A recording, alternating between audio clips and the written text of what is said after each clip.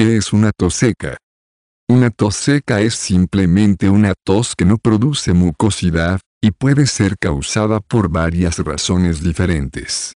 Se produce principalmente por una irritación en la parte superior de la garganta, pero también puede ser causada por cualquier cosa, desde un resfriado común hasta alergias. Los casos graves de tos seca, lo que significa que se mantiene durante más de 10 días, podrían ser un signo de una afección médica más grave. Al igual que con cualquier otro tipo de problema médico, la tos seca puede ser leve y desaparece con algunos medicamentos de venta libre, o puede ser más grave y persistir durante unas 5 semanas. En algunos casos, la tos puede convertirse en un problema agudo, lo que significa que continuará causando problemas durante 8 o más semanas.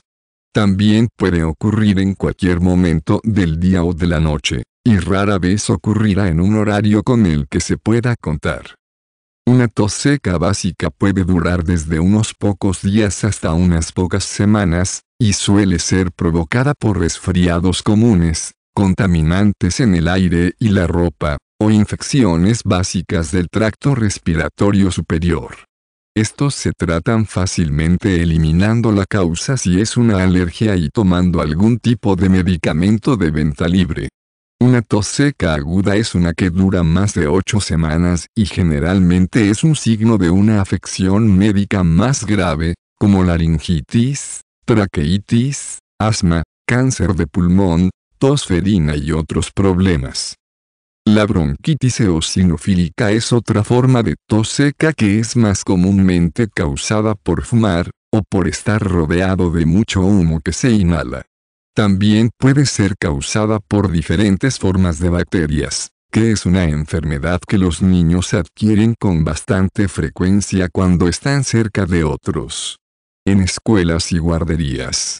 Las infecciones virales en la garganta y los pulmones también pueden causar una tos seca, por lo que si se presenta una tos persistente, se recomienda consultar a un médico, en lugar de simplemente tomar medicamentos básicos e ignorarlos.